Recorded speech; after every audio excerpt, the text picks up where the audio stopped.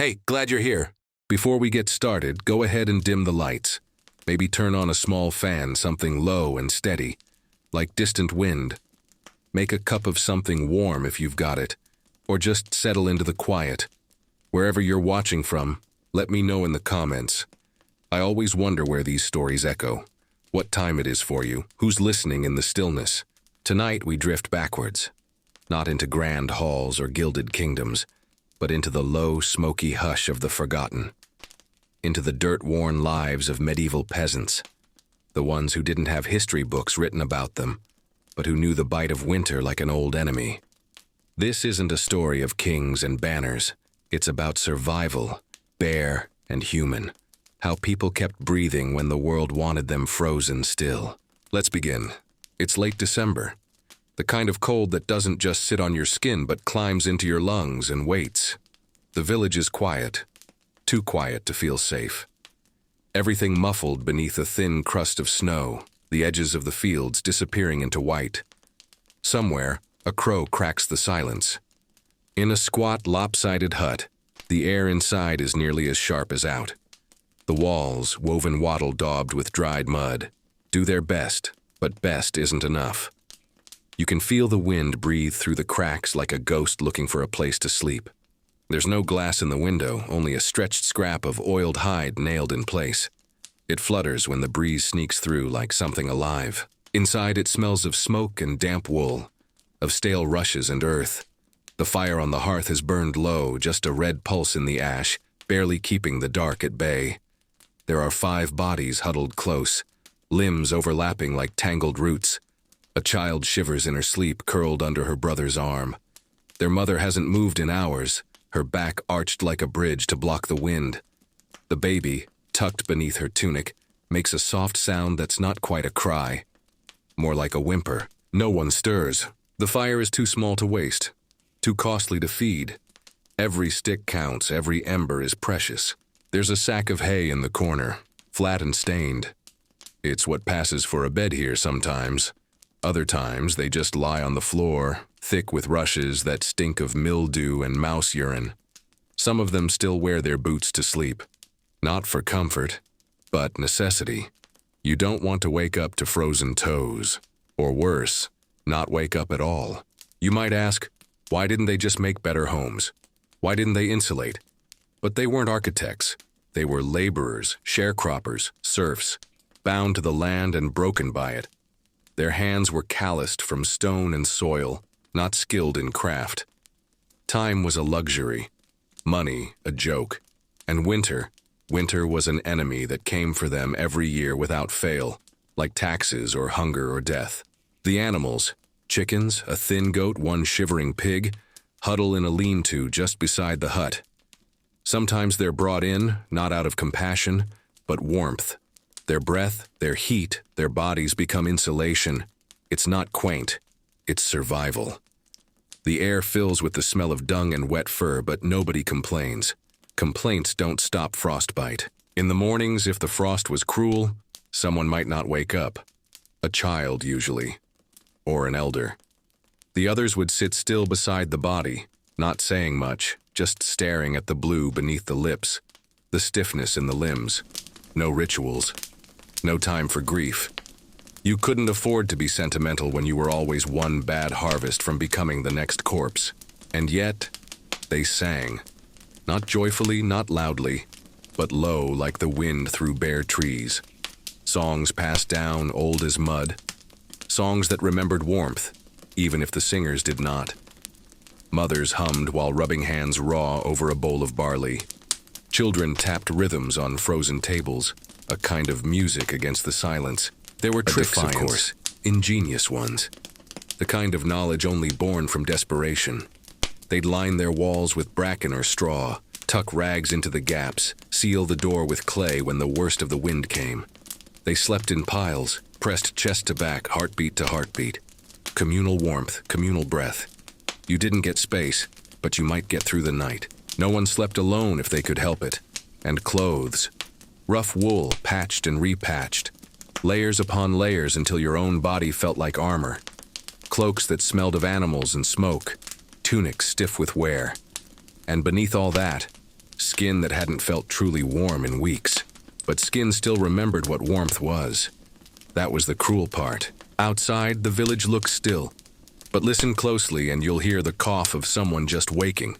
The creak of a door being pushed open, groaning against frost. Somewhere a woman is breaking ice in a bucket to wash her face. The water shocks her skin. She doesn't flinch, she's used to it. There's work to be done, even now, always. The fields must be checked even when nothing grows. Wood must be gathered, though the woods are distant and thick with shadow. The animals must be fed. The old must be looked after. The young must be taught how to survive. Because that's what winter was. A teacher, a cruel one. One who didn't care how old you were or how tired. One who didn't give second chances. If you failed the test, you disappeared. Quietly. Like breath on a cold morning. But if you passed, if you endured, it became part of you. A kind of knowledge not written in books but in the bones. A knowing that suffering could be outlasted. That cold could be carried if not defeated. That tomorrow was not promised, but sometimes it arrived anyway. And when the first thaw came, soft, slow, like the exhale of something vast, the joy wasn't loud. It was reverent. The drip of water from the eaves, the return of birdsong, the smell of earth waking beneath the snow. Not celebration, not yet. Just relief. You made it. One more winter, one more chapter, and the world for just a moment didn't feel like it was trying to kill you. But that moment never lasted long, because next year the teacher would return, and you'd have to learn it all again. The thaw never announces itself, it creeps. First in the subtle change of the light, a softness to it like something hesitating behind a curtain. Then in the sound, not birdsong, not yet, but dripping. Water, thin and cautious, slipping from the thatched eaves of crooked huts like a secret. The earth, once bound beneath frost like armor, begins to breathe again. You can smell it. Wet, sour, alive. Inside the home, nothing changes instantly. The cold still clings like a jealous lover. The hearth still hisses when damp wood is added, spitting out sparks in protest. Children still sleep in clumps, tucked beneath layers of wool and hope. But something in the air is different, less hostile, less final. The peasants don't smile, not openly. They've been fooled before. A few warm days mean nothing when snow can fall in April, when ice can return overnight like a bad omen. So they watch the sky, not with joy, but with suspicion. They know better than to trust the weather. Still, the thaw means movement. The men head out with axes, their breath still white in the morning, their boots soaked from slush. The forest waits, sullen and deep. Trees that once stood tall now groan under the weight of rot. Limbs cracked by snowstorms dangle like broken arms. It's dangerous work. The cold makes tools slippery, ice makes footing treacherous. But they have no choice. Wood is life. Fuel, shelter, trade. They don't talk much as they work. Just the rhythm of chopping, the sigh of branches falling. Every now and then, someone hums a tune, something low and rhythmic, a song their father sang, and his father before that. Not for joy, for cadence, for memory. Back in the village, the women begin to clean. Not spring cleaning, not in the way we think of it, but survival cleaning. Scraping mold from the corners of walls, beating the damp from bedding, tossing out rushes that have grown slick with decay. There's no soap, no bleach, just lye, ash, elbow grease, and time. Ash. Elbow.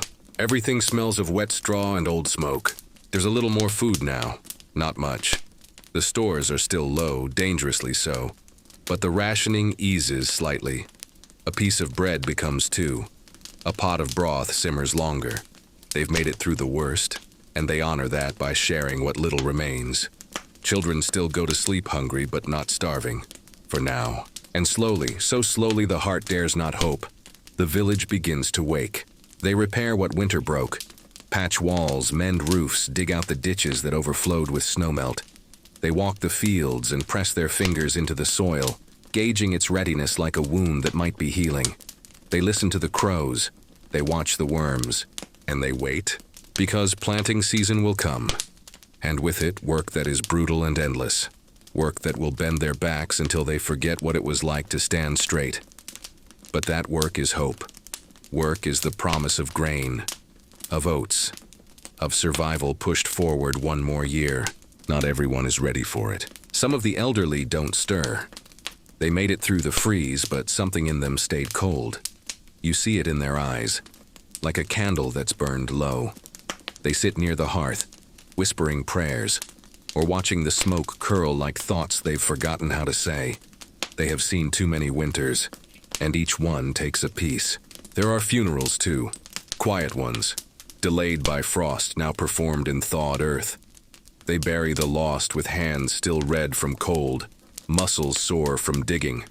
No fine coffins, just wrapped in linen or wool, or nothing at all. Sometimes they sing, sometimes they don't. The grief is private, practical, tears freeze fast out here. But there is life too. A goat gives birth. The kids stumble on thin legs, blinking into a sun they've never seen. A woman, belly heavy beneath her cloak, gasps beside the fire and brings new breath into the room. Sweat and blood and something sacred. The baby cries, the village exhales. There's no romance here, no idealized past. Just dirt and skin and the raw miracle of not being dead. At night the wind softens. Still cold, yes, but not the kind that bites deep. Not the kind that kills in sleep. Fires burn a little warmer now. There's laughter again, rare and quiet. Like the flicker of a candle, but real. A child makes a joke with their missing front teeth, and someone snorts into a bowl of broth. The peasants do not think of themselves as brave. They do not write stories of what they've endured. They don't call it resilience. They call it life. What else is there? But look closely, and you'll see it. In the rough hands that hold a sickle. In the cracked lips that still hum a tune. In the way they press seeds into thawed soil with reverence. They are not just surviving. They are remembering, dreaming, preparing to begin again. The past doesn't feel far away here. It's stitched into their cloaks, packed into their boots, whispered between lines in the dirt. Each generation carries the last like an ember tucked beneath the ash, carried forward in silence, because the thaw will give way to spring, and spring will demand everything. The soil, when it finally softens beneath calloused hands, is not eager. It resists at first. Damp, heavy, slick with the memory of frost. Dig too soon and the ground punishes you. Roots snap, seeds drown, ankles twist in hidden hollows. But wait too long, and you lose your chance. The land gives nothing freely, not to peasants, not to those without titles or coin. Still they rise before the sun. Always. A bell somewhere in the distance tolls faintly through the mist, though in truth they've been awake since the wind changed, since the birds returned, since that first curl of green pushed itself out of the dead brown. One by one, figures emerge from the crooked doors of their huts, wrapped in layers of wool, cloaks patched and stained with years of work. Their hands are stiff at first, and their faces blank with the exhaustion that never really leaves. But there is motion now, purpose. The stillness of winter has broken. They take to the fields in silence. No chatter, no ceremony. Just the steady rhythm of labor. Hoes bite into earth. Seeds, sorted by hand under candlelight nights before, are pressed into rows. Oats, barley, rye. Wheat, if they're lucky. Every seed is counted, every handful measured. Because this isn't farming the way we picture it. This isn't romantic. This is gambling. Every season, every planting is a wager, a question whispered to the soil. Will you feed us this time? They don't expect an answer. The plow, dragged by a gaunt ox or two, carves furrows like scars. Sometimes the animal falters. Knees buckle, ribs show. It hasn't eaten enough either. But there's no room for pity. The beast works, or they don't eat. Behind it, a man, shoulders hunched, jaw clenched, leans into the handle with a grunt. The wind tugs at his hood, carries the sweat from his brow before it has a chance to fall. His wife trails behind, scattering seeds with a slow, practiced grace. Their child gathers stones from the path, fingers red with cold and clay. This is their rhythm, their ritual, their prayer. But not all of them are in the fields. In the village, those too old, too young, or too weak remain behind.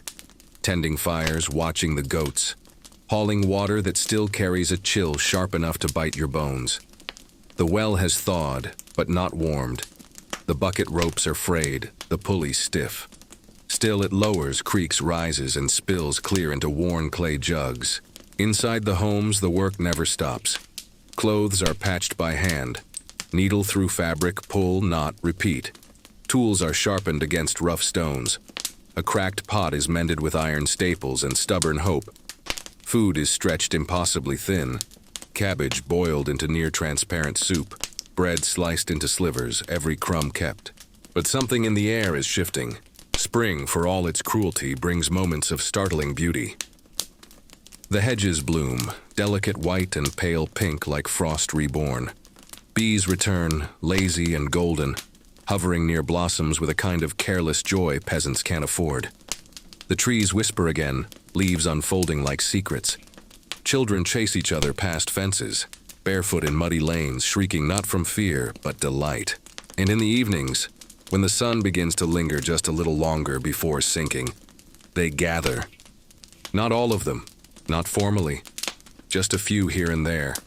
Around the fire, sharing warmth, sharing silence. A mother braids her daughter's hair with twine and dried herbs, murmuring a tale so old its words feel like echoes. A man tunes a crude flute made of hollow bone. He plays a melody that makes a few look up, not because it's beautiful, but because they remember it.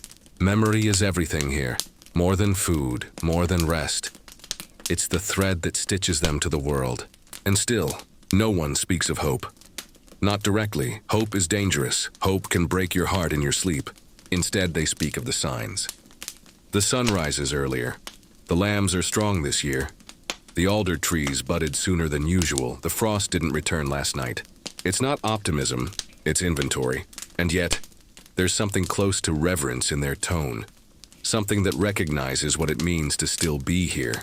What it means to have another spring to plant, to hurt, to sing. What it means to begin again.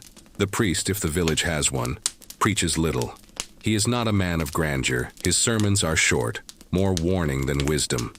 God is not kind, he says, but God is watching. And so they bow their heads, not in awe, but in obedience. And when they kneel, they don't pray for riches. They pray for rain. The right kind. At the right time, not too much, not too little.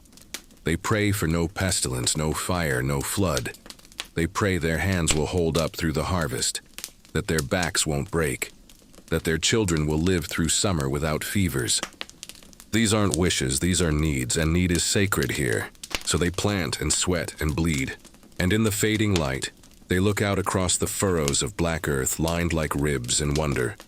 Not allowed, never allowed, if it will be enough. If this year will be kind, or if it will take, as so many have taken before. By summer, the earth has opened. What was once stubborn and frozen now lies bare, split, alive with movement. The fields, those vast brown bones of spring, have bloomed into trembling seas of green. Grains sway in the wind like whispered prayers, and for the first time in months, color returns to the world, not painted on, but bursting from it. But summer isn't gentle. Comes fast and sharp, like a blade across the throat of spring. The sun, once welcomed like an old friend, becomes a tyrant overhead. It scorches, it blisters, it demands. There is no escape from it. No shade, save for the sparse trees or the shallow shadows of leaning huts. Skin burns, lips crack. The river shrinks back into itself like something wounded. And still they work. The peasants do not rest in summer. They cannot. Every moment is a race against time. The crops must be tended, weeded, guarded from rot, from beetles, from crows that descend like curses. The tools are dulling now, metal worn thin from use, wooden handles smoothed by sweat. But there's no time to mend them, not yet.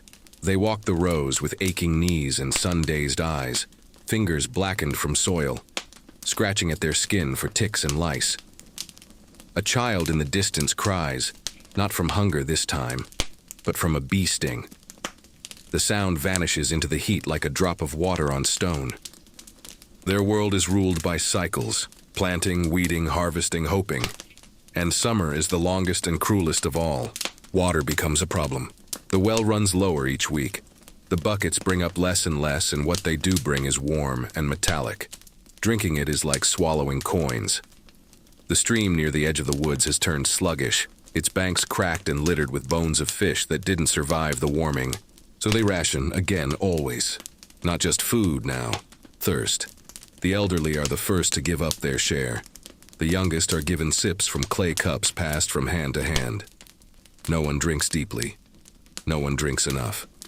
There are days when the heat bends the sky itself. Waves shimmer in the distance, tricking the eye, and the birds fly low, their wings heavy. The air feels thick, like breath has weight. The fields become a place of both promise and punishment. You can see it on their faces, not fear. They've moved past that.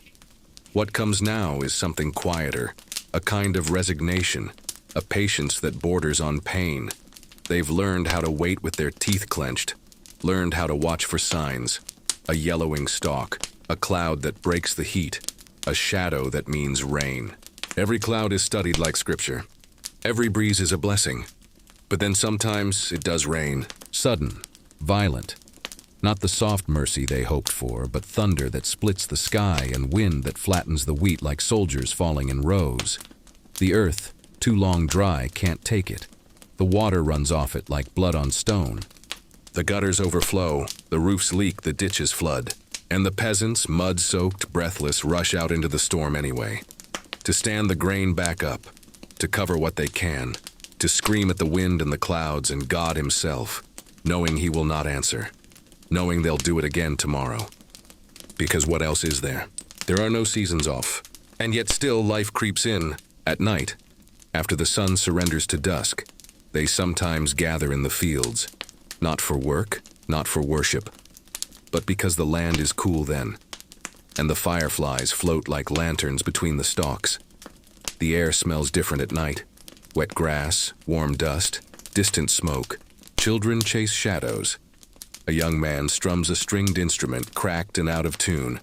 Someone sings and someone else laughs, and it sounds like something rare, something forbidden. And for a moment, just a moment, they are not peasants. They are not survivors. They are not hungry or afraid or exhausted. They are simply people, sitting in the breath between storms. But morning comes fast. With it the heat, the flies, the ache in their bones that never fully left. They rise again, shoulders heavy, hands already blistered, and return to the fields. Because the harvest is coming, and it will not wait. The harvest doesn't arrive all at once. It creeps in heavy and slow, like dusk swallowing a day. It begins not with fanfare, but with weight. Wheat heads bowing under their own ripeness, the hushed rustle of dry stalks brushing together like secrets in the wind. You can hear it before you see it. A change in the air, a dryness in the breath, a silence from the birds. And when it comes, it devours them. There is no celebration, no moment of pause, only motion, relentless, grinding, necessary.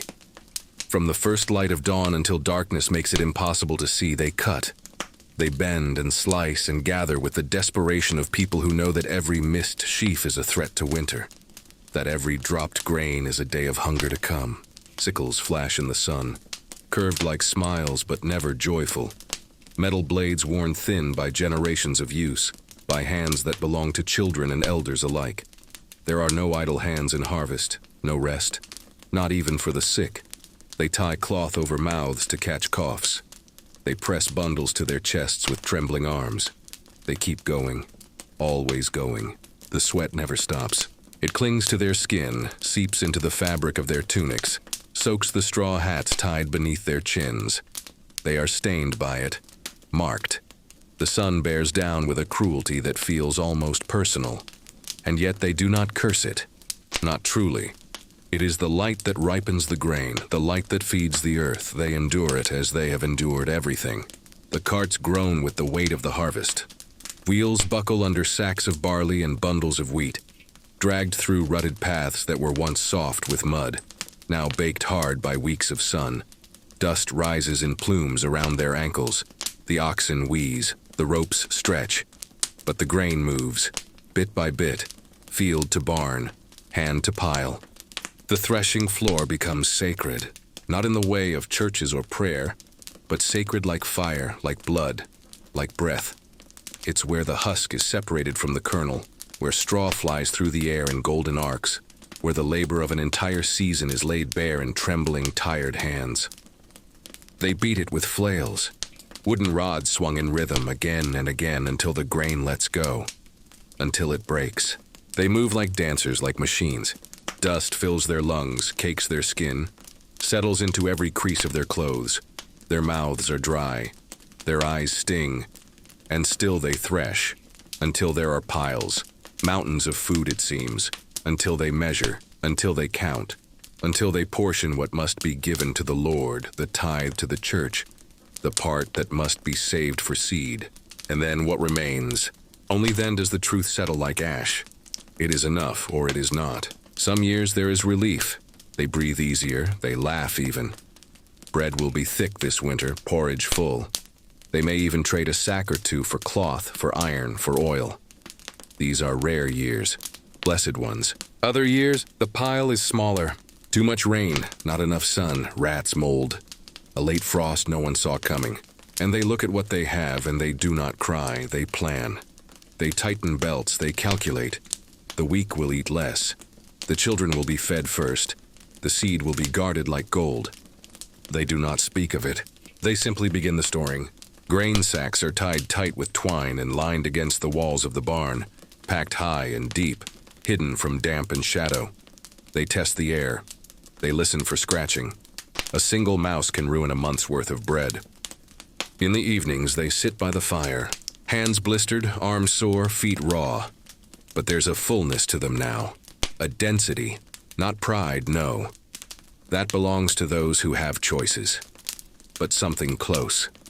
The sense of a job done, of having met the demands of the earth and walked away, not empty-handed.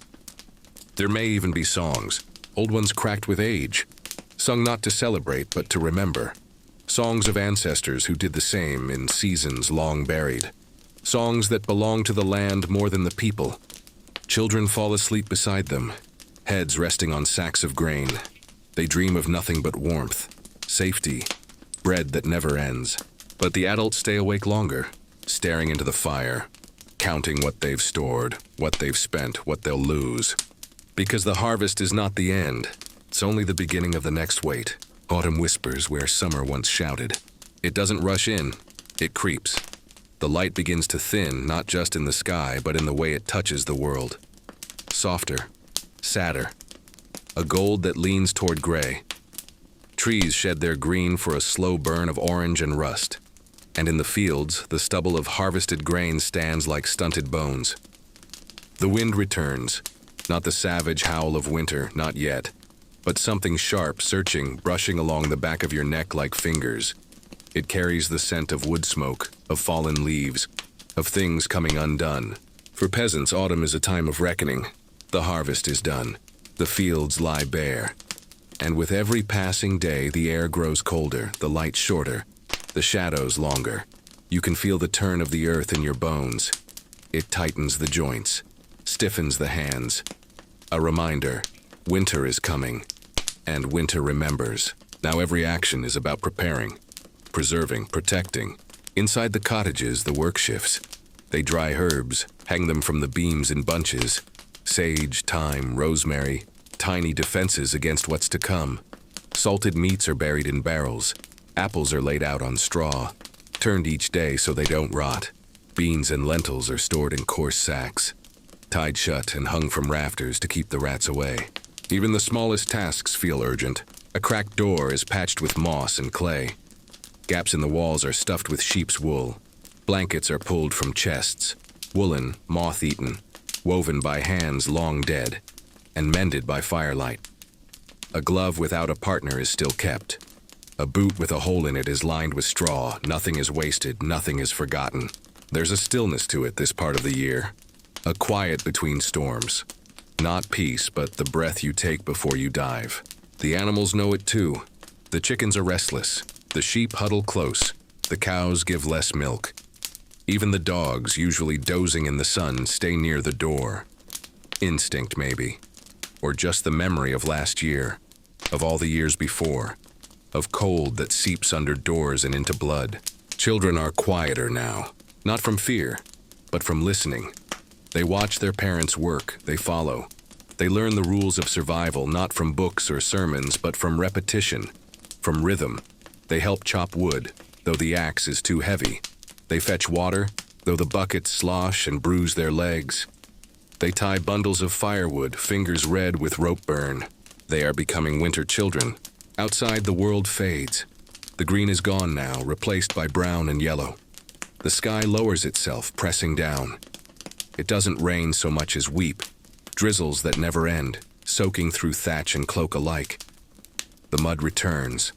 The paths become treacherous. Each step is careful. Each journey a negotiation with the land. And still life clings. Mushrooms push up through the rot. Wild berries hide in the hedgerows. Smoke curls from chimneys. Bread is baked, not often, but carefully. Its scent fills the air with something close to comfort. The loaf is small, the crust hard, but it is warm. And warm is everything. As the days shorten, the evenings stretch. There's more time now for the hearth, for stories, for songs. Not joyous ones, but deep, slow ones. Songs about wolves, about spirits that drift through forests in the dying light, about saints who wandered barefoot through snow to find fire. They sing not to pass the time, but to fill the silence before fear creeps in. They remember. They speak of winters that broke families, of children buried before spring, of famine years when even bark was scraped from trees. These are not exaggerations. They are warnings. A fire lit not with flame, but with memory. And through it all, the church bell still tolls, low and distant, a heartbeat for the village. It marks the hours, the prayers, the funerals. No one ignores it. Not even the crows who lift from the trees when it rings, dark silhouettes against an already darkening sky. The priest, thin and tired, offers little comfort. He speaks of endurance, of sin and its wages, of the meek inheriting the earth, but not yet. Not soon. The villagers kneel anyway, not because they believe it will save them, but because it is something to hold on to. A rhythm, a ritual, a hand on the shoulder in a room gone cold. They've done what they can. The harvest is stored, the roof is patched, the animals are penned. Now they wait for the first frost, for the sound of wind through the trees like a warning, for the silence of the soil when even the worms stop moving. Winter is coming. And it is not cruel for the sake of cruelty. It is simply what it is, cold, hungry, unforgiving. But so are they. They have been preparing all their lives. The first frost arrives without ceremony. No trumpet of wind, no warning cloud. Just a quiet betrayal overnight. When the peasants wake, the world has changed. The grass is stiff beneath their feet, rimmed with silver.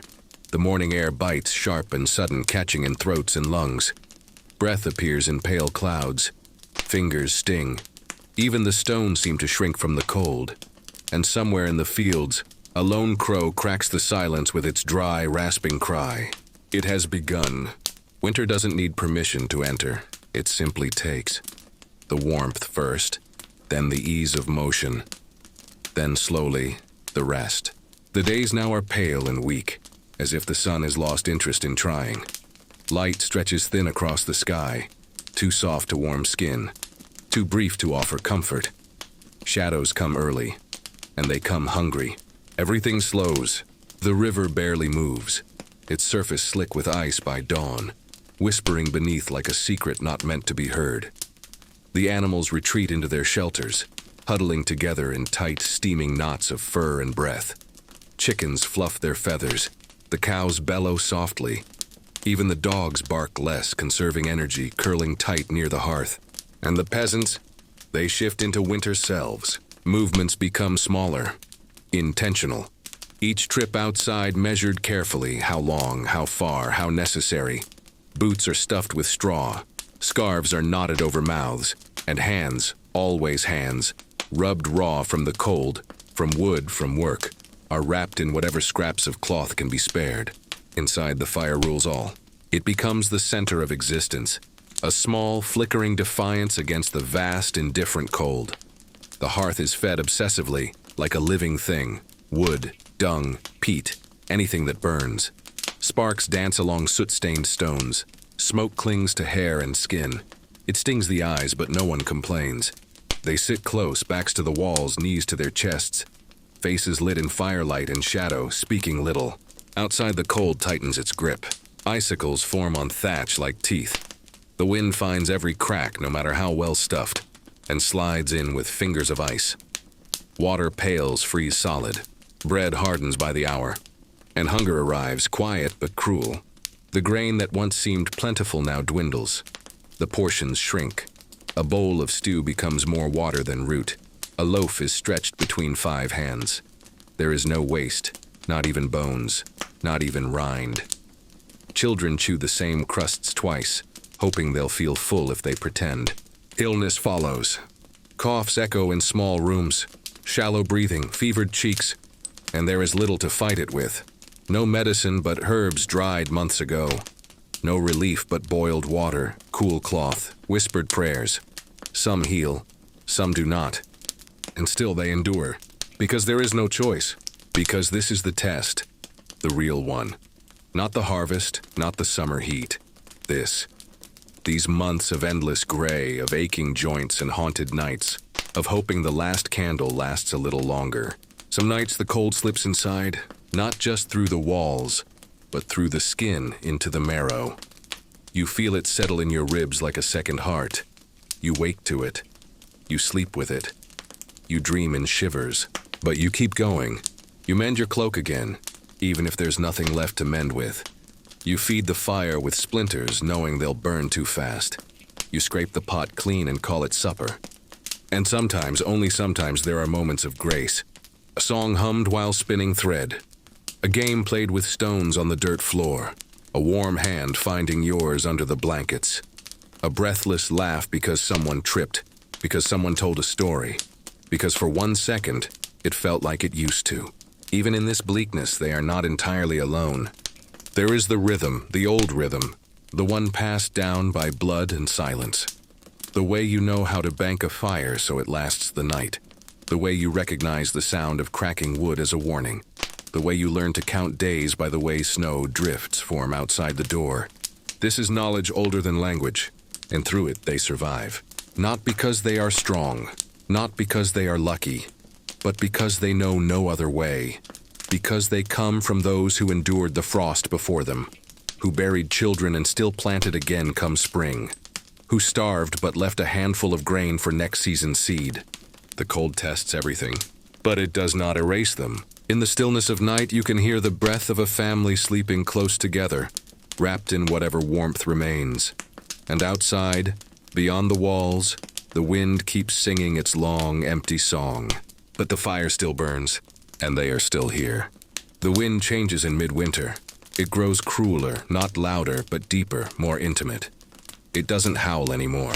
It whispers, presses close, finds its way between skin and soul. It's not enough to freeze the world.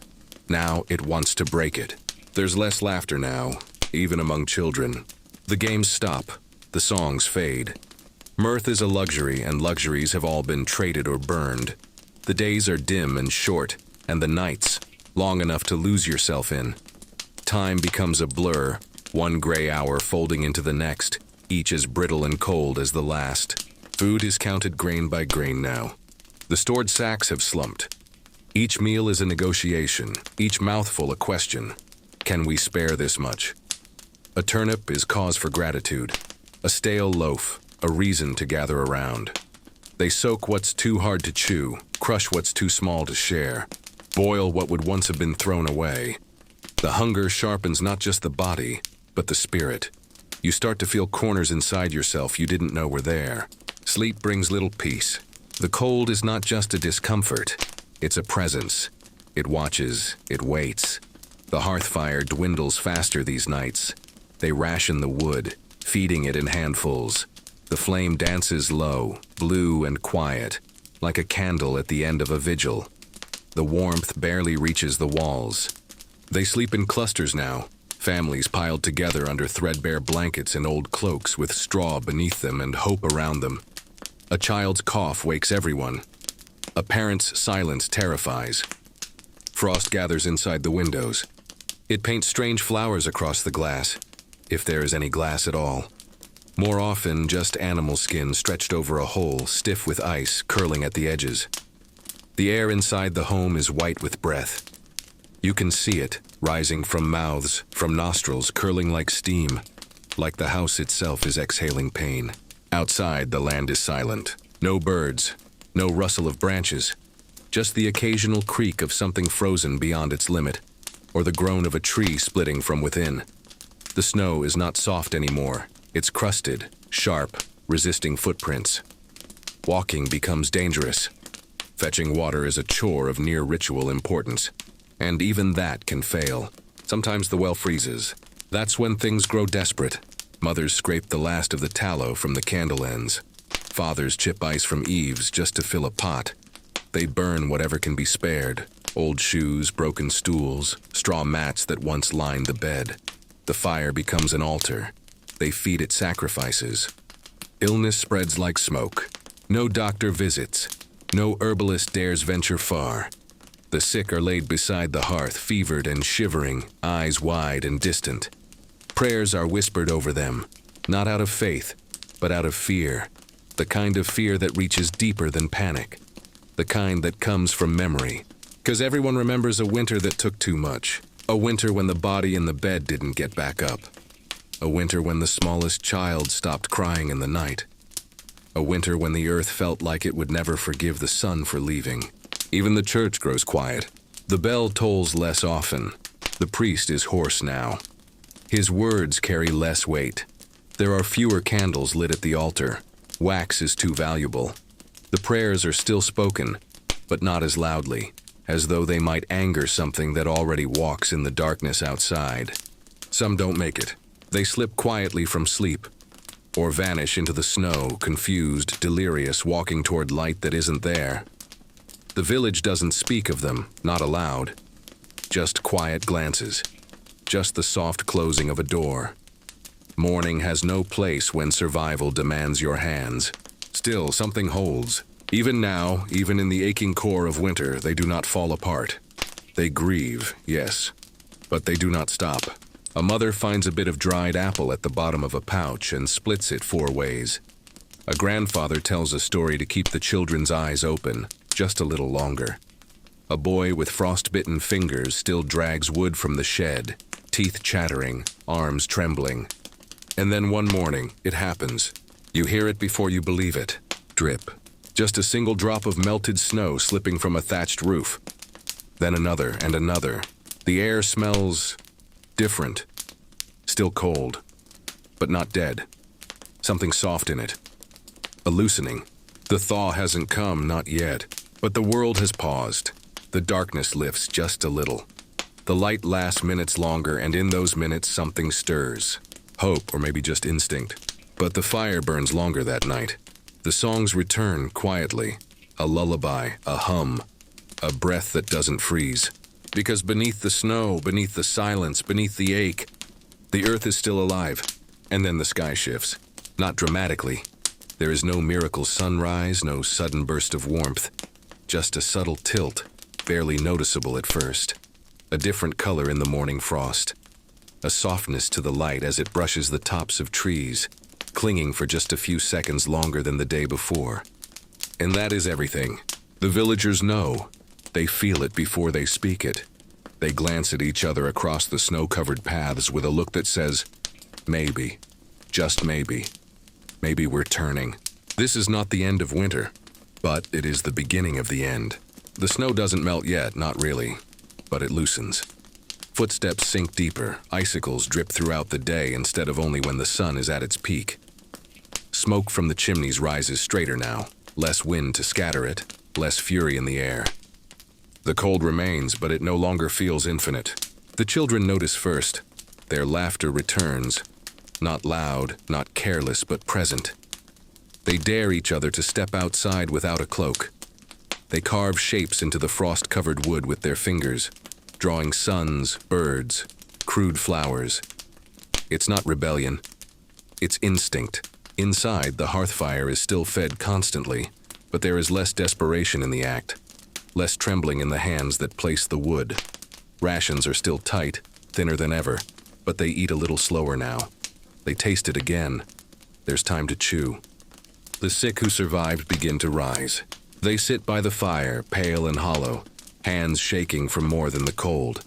But they are upright, eyes focused, breathing. That is the miracle now, still here. In this world, presence is everything. No one expects joy, but to endure is holy. And then one day someone hears it. Water, moving, not inside a bucket, not in the pot above the flame. Outside, beneath the crusted snow, a trickle begins, a thread of sound, distant and hesitant. The stream near the woods, forgotten since the freeze, begins to murmur. It's not a voice, not yet, but it's something close. The villagers come to stand at its edge, boots sinking into slush, hands in sleeves. They don't speak, they listen. Because in a world of wind and silence, this sound is sacred. Water, moving again. The blood of the earth waking up beneath the ice. The animals feel it too. The chickens start scratching at the ground again. The goats paw the packed snow, sniffing for green. A cow gives a little more milk than the day before. It's not much, but everything now is measured in little. In inches, in flickers. They still carry the weight of what was lost. Not everyone made it to this thaw. There are gaps at the table. Blankets folded with no one left to use them. Names that hang in the air like smoke. The grief isn't loud. It doesn't weep anymore. It simply stays, quiet and cold, like a bruise beneath the skin, and yet something stirs. The church bell rings at midday and people come, not out of habit, but because it means something again. The priest speaks of Lent, of rebirth, of the earth preparing for resurrection. His voice is thin, but it holds. No one interrupts. Outside, the wind is changing its tone. It no longer bites. It brushes. It circles the homes like a restless animal, not angry, just reluctant to leave. Snow still falls from time to time, but it melts on contact now. Beads of water gather at the edges of the thatch. The paths grow slick with thaw. Mud returns, and for once no one curses it. Mud means softness. It means loosened soil, water underneath, roots stretching in their sleep. Mud means the earth is waking, and so are they. The tools are checked again. Rust is scraped from the plow. Handles are repaired with twine and hope. Sacks are emptied and shaken out, ready to carry seed. No one plants yet. That would be foolish. But they are thinking about it. And thought in a world like this is the first act of defiance. They still sit close to the fire, still sleep in bundles. The wind still presses against the doors some nights like a thing that regrets being banished. But there is a difference now. A quiet resolve. A promise. Because spring does not arrive with flowers and warmth. It comes in the endurance of the last cold weeks. It comes when you decide to wait, to hope, to plan. It comes in patience. And so they wait. They patch what's been torn. They gather the last of the firewood. They repair what cracked in the freeze. And they begin to tell stories again. Not just the old ones about saints and beasts, but new ones. About this winter. About what they did to survive it. Not because they want to remember it, but because they must. Because next winter will come, it always does. But now so will the spring. The first true thaw doesn't arrive with a trumpet.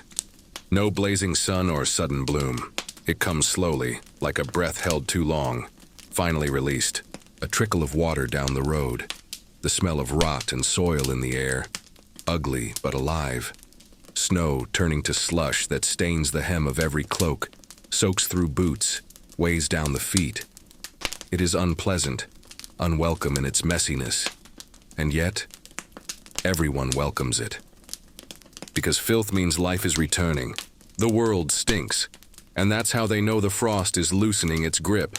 What had been frozen in place, refuse, dung, dead grass, dead things, is now exposed. The village looks worse in the thaw than it ever did during winter's height. But no one complains.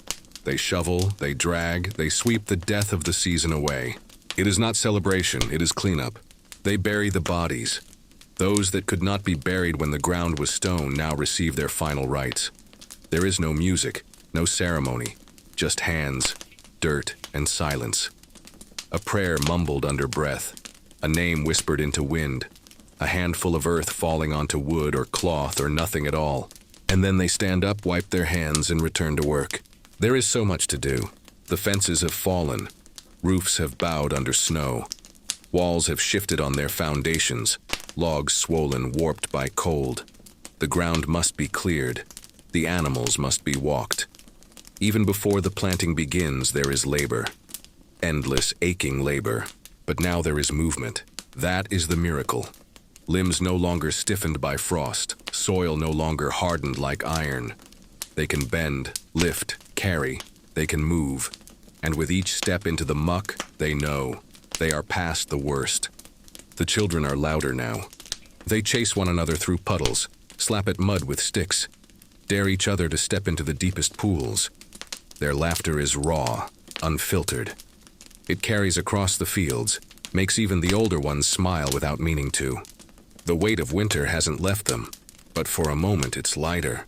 The first green comes so quietly you almost miss it. A blade of grass near the foot of a tree. A curl of moss on a stone wall. A bud, tight, stubborn, clinging to a bare branch like it's not sure it belongs yet. But it does. And once it appears, it multiplies. The peasants know how to read these signs. They wait for the right moment, not just in calendar days, but in the feel of the ground. They touch the earth with their hands, press it with their boots. They sniff the wind, listen to the birds, watch the flight of crows. These are the old ways, passed not in books but in the marrow of generations. And when the signs are right, they plant, not with ceremony, with quiet hands and deep breaths, seeds pressed into soft earth, roots transplanted with care, fingers aching from cold but alive with purpose. It is not hope, not exactly. Hope is too soft. This is something harder, older. This is will. The will to live again, to rebuild, to feed, to survive another year. They don't know what the season will bring. Flood, drought, pestilence, all are possible. But they plant anyway, because that is the only answer to winter. Not waiting, not praying, planting. And there's joy in it, hard-earned, quiet joy. A boy finds a worm and squeals with delight. A woman hums as she scatters seed. A man pulls a stone from the field and grins, remembering the same task from when he was his son's age. The rhythm returns. Morning brings labor. Evening brings smoke and warmth.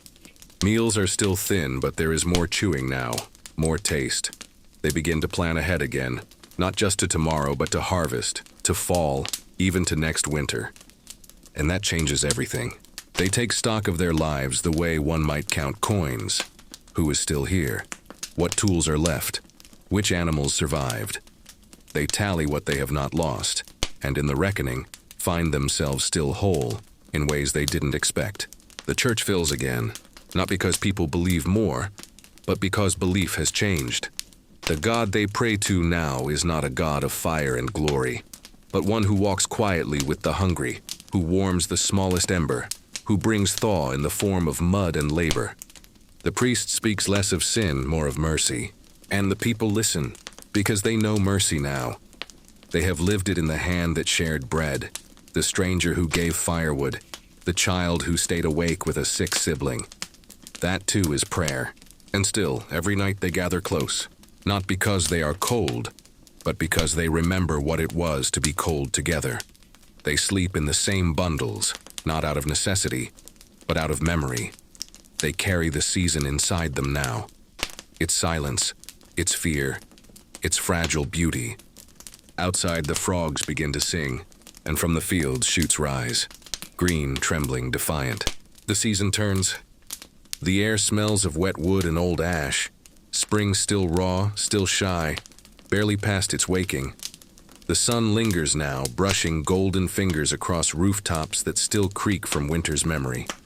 In the fields, mud pulls at boots, and the sky, gray but open, hangs heavy with the scent of change.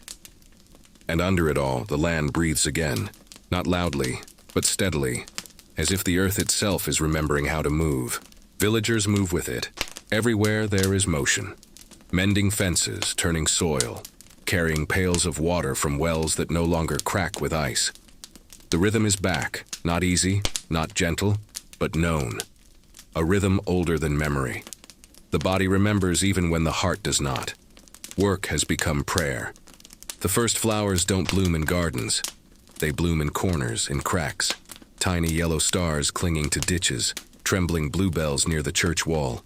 Not planted, not welcomed, just arriving. As if to say, I was never gone, only waiting. And perhaps that's what spring is.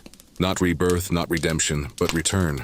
The peasants walk the fields with quiet hope, their hands stained with soil, their breath warm in the cool dawns. Some of the older ones carry tokens, small bones, bits of cloth, carved saints smoothed by time. Not for luck, for memory. Because spring is no less dangerous than winter, just less honest. A cow births early. 2 kids are born in the barn behind the chapel, and a child, thin but alive, takes her first steps in the morning light, to the sound of birds that sing as if nothing had ever been wrong. But winter has left its mark. There are fewer mouths now, fewer shadows on the walls at night. Grief doesn't cry anymore, it sits quietly beside them. A guest they do not ask to leave. It speaks in glances, in names not spoken, in places left empty at the table. Still, the days stretch longer, and in those extra minutes of light something returns that was long banished. Laughter. Not loud, not constant, but true. A misstep in the mud. A tale told at dusk. A game between children using sticks as swords. The sound carries over the village like smoke. And when it comes, it's not just sound. It's proof. We are still here. Food remains scarce. The last of the root vegetables are soft and sweet with age.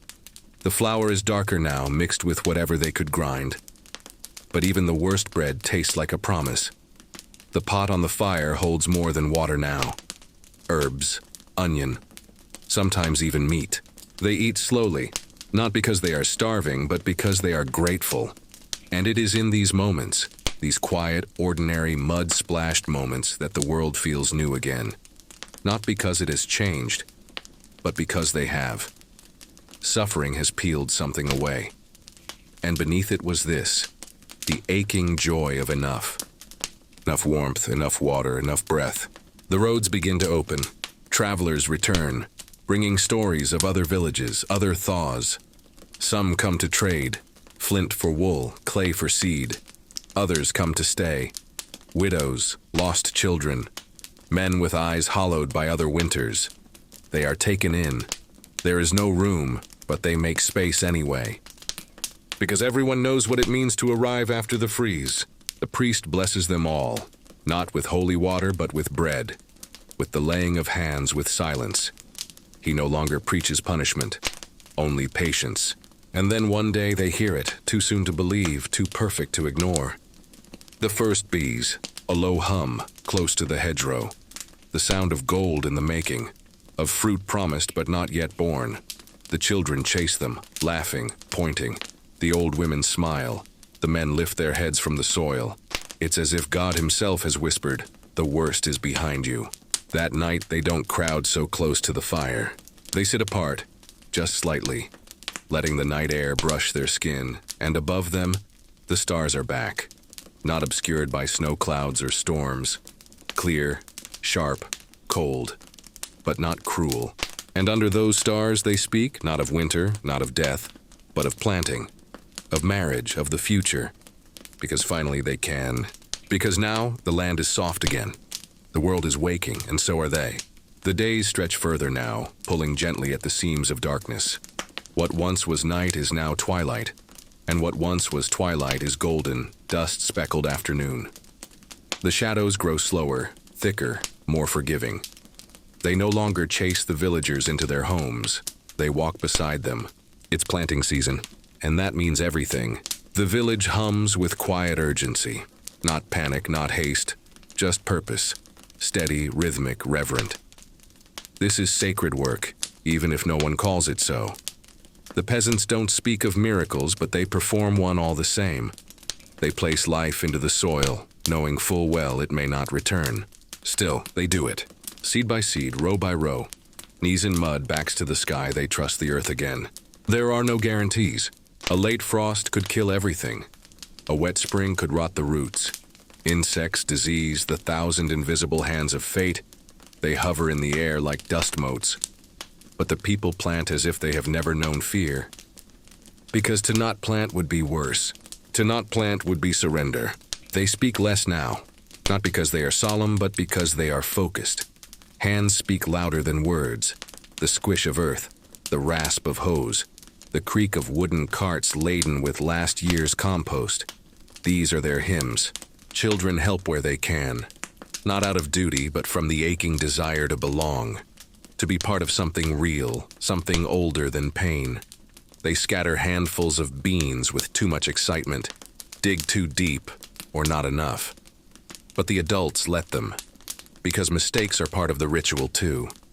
In the distance, you can hear the river talking again, not whispering this time, but laughing, full of meltwater, glutted with spring's hunger. It crashes over rocks like it's running towards something. The same way they are, the same way they always have. And somewhere in the trees, birds are building. They do not ask permission. They do not wait for perfect weather. They pull straw and hair, twigs and feathers, and shape homes from scraps. Watching them, the villagers feel a strange kinship. There is no difference between the birds and themselves, not really. Just smaller nests, lighter bones. Everywhere, new life hums beneath the surface. The sheep are sheared early. Their wool is thick, dirt-matted, heavy with the memory of cold nights. When it comes off, the animals look smaller, almost shy. But they don't run. They linger, as if grateful, as if relieved to shed the past. Some of the peasants are the same. You can see it in their shoulders, how they stand straighter now, how their eyes hold something softer, clearer. They begin to laugh in the middle of chores, not forced laughter, the kind that sneaks up on you, uninvited, like a bird landing on your hand. The homes smell different, not of smoke and damp clothes, but of soil and sweat and bread. Yes, bread, coarse and cracked with barely enough yeast to rise, but warm. The kind you break with others, steam curling into the morning like incense. A meal, finally, not just a memory of one. Even the silence has changed. It is no longer the hush of fear, the pause of breath waiting for something to go wrong. Now it is full, ripe, the silence of things growing beneath the earth, of plans taking root, of wounds beginning to heal without asking your permission. The priest walks the fields at dusk. He doesn't bless them. He doesn't need to. The people have already done that with their hands, their labor, their belief in the unseen. Still, he walks, in silence, his robe trailing in the furrows, a witness to what is blooming, even if nothing yet has broken the surface. And then one morning it happens. A sprout, just one, green as a promise, breaking through the black soil like a whisper. It is smaller than a child's thumb, delicate, fragile, easy to miss. But someone sees it and tells the others. And the others come, and they stare. No one touches it. No one speaks. For a moment, the entire village holds its breath, not in fear, but in reverence. Because that sprout is more than a plant. It is the future, cracking open. It is proof that the soil still remembers how to give, that the sun, so long absent, still knows where they are. And in that moment, something shifts. Winter is not forgotten. It never will be. But it no longer sits at the center of their hearts. Now, this does. This small green blade, this symbol, this quiet, aching, unyielding beginning. The planting continues, but now it carries something more. Not urgency, not desperation. Joy, not loud, not triumphant, just steady. Low to the ground, rooted. Like hope. The rains come, not all at once, but in slow, soaking waves. They roll in from the hills like distant drums. Not violent, not showy, just certain. The first drops tap against the thatch, polite as a knock on the door. Then heavier, steadier, until the whole village is wrapped in water's hush. It is not unwelcome. Rain in spring is not like rain in winter. It carries no dread, no warning. It doesn't drown, it gives. The peasants feel it in their bones. This is not punishment. This is invitation. The soil drinks deep, the seeds stir, and the air fills with that smell. Wet earth and green things just beginning to remember what they are. No one hides. They work through it, soaked to the knees, hair plastered to their foreheads. The rain rolls down their faces and into their clothes, and they let it. Let it wash the salt of old fears away. Let it baptize what they've planted. The fields become rivers of mud. Boots stick, tools sink, hands grow raw, but still they work. Because there's something holy in this kind of wet. Something that whispers, "You're not alone.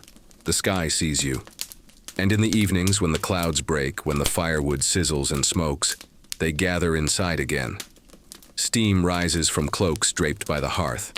Wet dogs curl under stools. Soup bubbles. Thin, yes, but hot. And laughter bubbles with it. Not the cautious kind. The kind that comes after the worst has passed.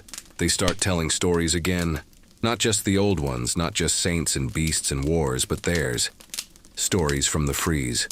The little victories that didn't feel like victories then. The night they saved the last chicken. The time the roof held through the storm. The morning someone shared their last crust of bread.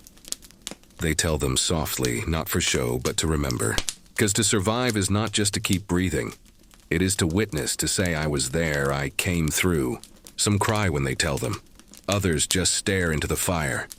But the room holds them, no one turns away. This is the new kind of church now. Not stone, not altar. Just bodies and stories and the weight of being alive. The rain tapers off. The fields shine dark and heavy. And the seeds, those stubborn buried things, begin to break. First, you see it in the pattern of green across the land. Thin like stubble, almost too faint to trust. But it grows, day by day, leaf by leaf, until the brown fields turn to a trembling quilt of green. The villagers walk the edges like sentries, watching for signs of sickness, of rot. They know too well how fragile life is. They do not take it for granted. But still, they begin to smile more. Smiles that reach the eyes now. The children come back to the fields, not to help but to play. They weave between rows like dancers, their laughter rising like birds. One girl weaves flowers into a crown. A boy pretends to command the crops with a stick. Their joy is unfiltered, wild, a kind of healing that doesn't need permission. And in their joy, the adults soften. They start to sing again, not loudly, not as a performance, just under their breath, while digging, while mending, while walking home in the dusk. Songs without words, melodies older than language, music made from memory and soil. Even the animals sense it. The goats are restless in the best way. The pigs sleep longer, the cows nuzzle more, and the chickens, once half dead from cold, strut like royalty. Feathers sleek with new oils, the barn smells like straw and life again. Inside the homes, windows are cracked open. Just a little. Just enough to let the breeze in. Not to cool the air, but to remind everyone that they can. That the air no longer carries knives. And in this soft stretch of days, they begin to dream. Not vague hopes. Not if-onlys. Real dreams. Of better roofs. Of more sheep. Of learning to read.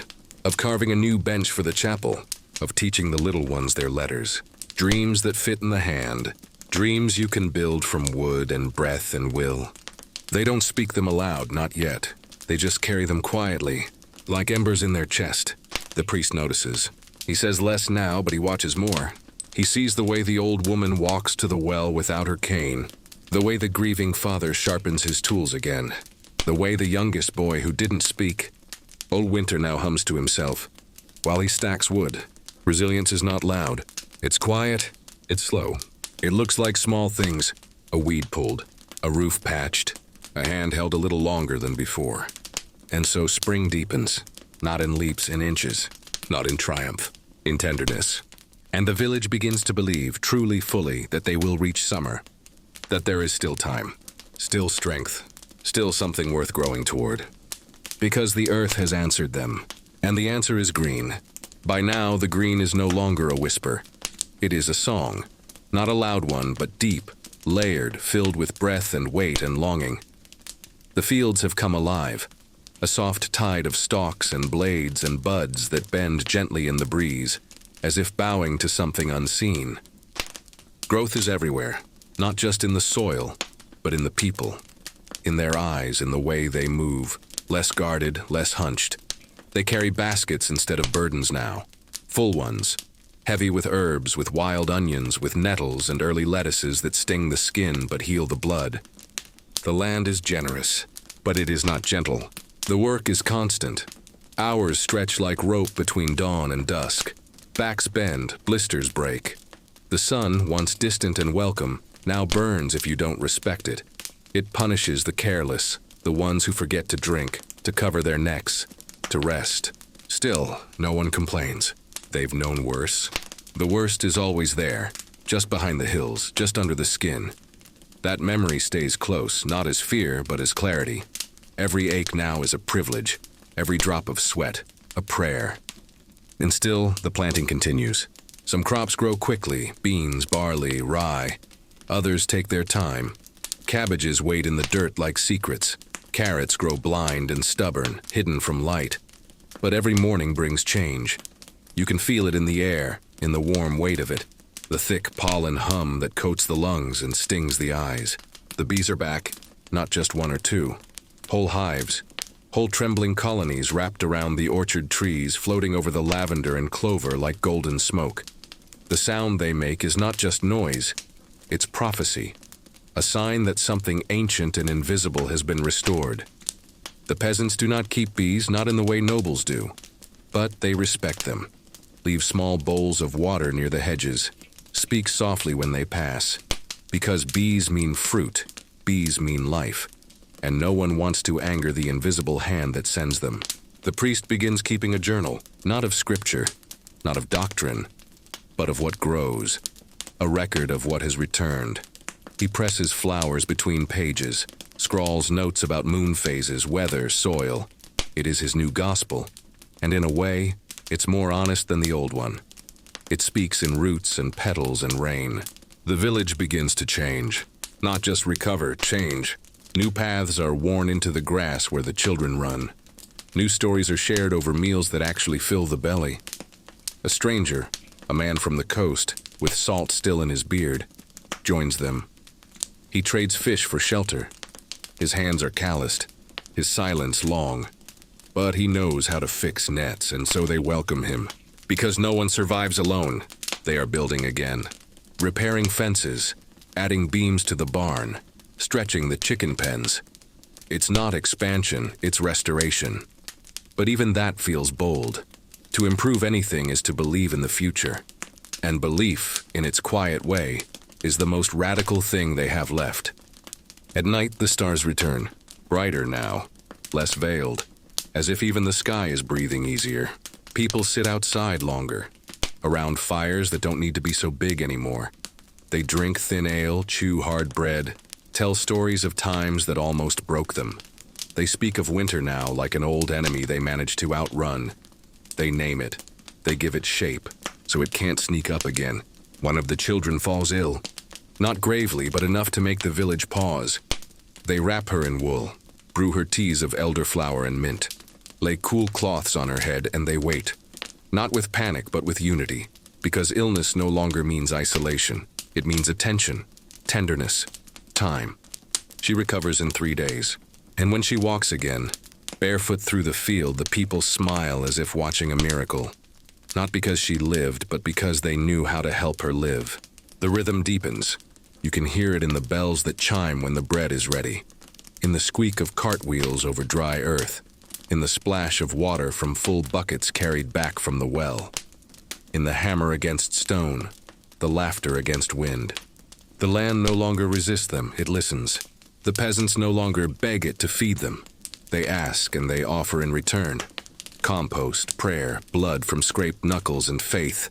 Faith not in kings, not in saints, but in cycles.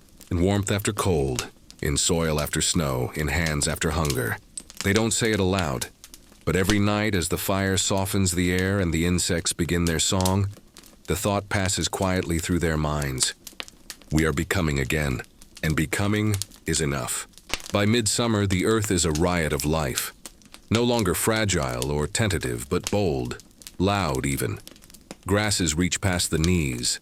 Blossoms explode in the hedgerows like fireworks no one asked for. The wheat fields glow amber at the edges, just beginning to ripen. And everywhere you look, something is buzzing, nesting, blooming. The land is no longer recovering. It is celebrating. The heat comes in long, breathless waves now. Not cruel like the cold once was, but relentless in its own way. The sun stands over the village like a sentinel, unmoving, watching. Sweat beads on brows before the first hour of work has passed. And by midday, the whole village gleams with it. Shirts clinging to backs, faces smudged with dirt and salt. Still, no one stops. Not now, because the crops are almost ready, and harvest doesn't wait for comfort. So they move through the fields like pilgrims, bending, gathering, whispering to one another in the shade of wide hats and handkerchiefs. Every row of barley, every patch of leeks and lentils, they know them all like family. Because they are family, grown from the same winter, fed by the same hunger. And the hunger, though distant now, is never forgotten. That memory, that ache, it doesn't vanish, it just goes quiet. But even in the hush, it shapes them. That's why no food is wasted. No root is left behind. Even the crooked carrots, the bruised berries, the beets that split in the sun, they're taken, used, honored, because they lived. That is enough. The granary is swept, the baskets are mended. Everything begins to ready itself. The harvest festival is weeks away, but the preparation starts now. Not because they're eager for celebration, but because they believe in it again. That's the miracle. They believe there will be a reason to gather. That joy is something they can plan for. There are early signs already, small ones. A boy with a wooden flute has started playing again near the edge of the fields. Not songs you'd recognize, just fragments. Bits of music that sound like wind filtered through barley. A little wild, a little off-key, but beautiful in their way. Some evenings you can hear others humming along. The blacksmith has taken on an apprentice, a wiry girl with fast hands and a quiet mouth.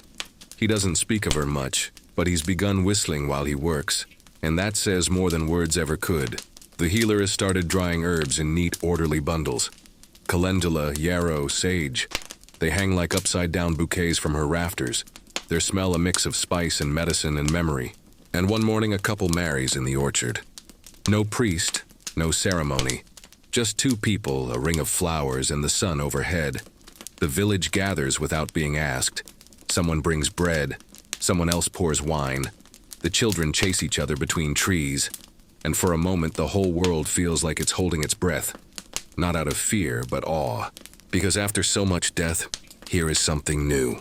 Not survival, beginning. In the evenings, the air cools at last. Slowly, like a pot taken off the fire. People sit longer on stoops and benches, shirts half unbuttoned, sleeves rolled. They speak of plans now. Not dreams, plans. To add a second room to the house. To fence the far field. To try keeping bees, maybe.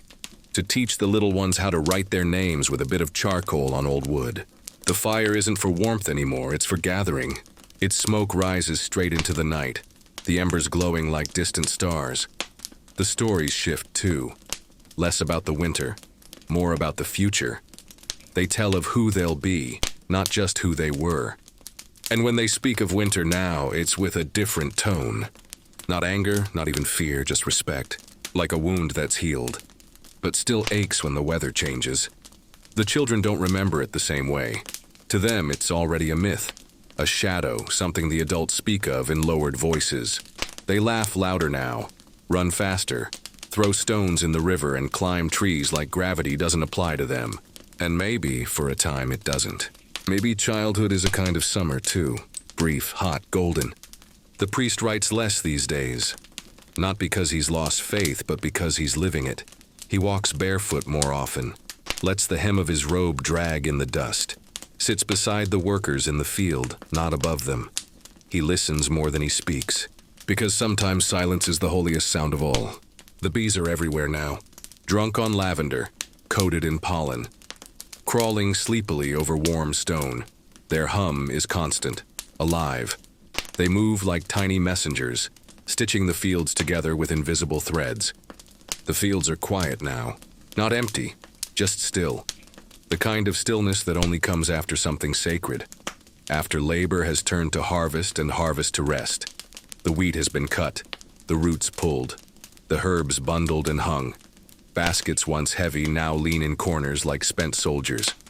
Everything is quieter, slower, but not dead. This is the breath after. Children run less now. Their games have softened. Their laughter drifts like smoke, faint and far. The air smells of dust and sun-warmed stone. The ground, once a riot of green and gold, is patchwork now. Bare earth, dry stalks, scattered seed. But nothing feels lost. Because they know what looks like ending is just returning. At night, the fire is lit again. Not to fight the dark, but to honor it. Around it, the villagers sit closer, their voices lower, softer, no longer telling stories to escape winter, but to remember summer. They speak of the lean days with a strange kind of reverence, as if naming the pain again helps carry it, and they laugh, not because it was funny, but because they survived. The laughter is different now, thicker, older, like it's carrying something sacred in its mouth. And maybe it is. The stars come sooner. The cold creeps back, not cruelly, not yet, but gently. Like an old visitor knocking on the door just to remind you it still knows the way. Cloaks are pulled tighter. Wool is layered again. The days shorten and the winds carry the smell of smoke, of damp moss, of something waiting. But the people no longer shrink from it. They prepare. They're not afraid this time, because they have each other. They have the land, they have knowledge passed from hand to hand like fire in a long, dark hallway. The memory of hunger still hums beneath the skin, but it no longer rules them. Now they gather because they can, not because they must. The priest rings the bell one evening as the sun bleeds low behind the hills. No sermon, no ritual, just a gathering. The village comes, boots crunching over frostbitten grass, eyes soft, hands empty. They stand in a circle around the embers, and no one speaks, because what needs saying has already been lived. After a while, someone sings. A rough voice, a simple melody, maybe ancient, maybe made up, but it catches. Others join, not in harmony, just in presence. One by one, their voices rise into the cold air, into the stars, into the space between memory and something holy happens. Not religion, not magic, just belonging. This is what they've built. Not castles, not riches, but a rhythm, a way of being, a kind of survival that tastes like bread and sounds like laughter and feels like home. And as the last note fades and the fire gutters low, and the people begin to drift back into their homes, you're left with the quiet, the soft hush of a world still turning, still alive, still here. So, wherever you are tonight, pause, dim the lights, let your room fall into shadow. Turn on a fan if you want to hear the wind hum. Maybe wrap yourself in a blanket that smells like time. And think about those who came before you. Not the kings, not the knights, but the ones who kept the world turning from beneath it. The ones who endured. The ones who remembered how to begin again. If this journey moved you, stay with us. Subscribe, if you haven't already. Leave a comment. Tell me where you're watching from, what the air smells like tonight. I'd love to hear it. We'll be back soon, with another quiet echo from the past. Until then, rest well. And remember, survival is not just enduring what's hard. It's choosing again and again to keep becoming. Good night.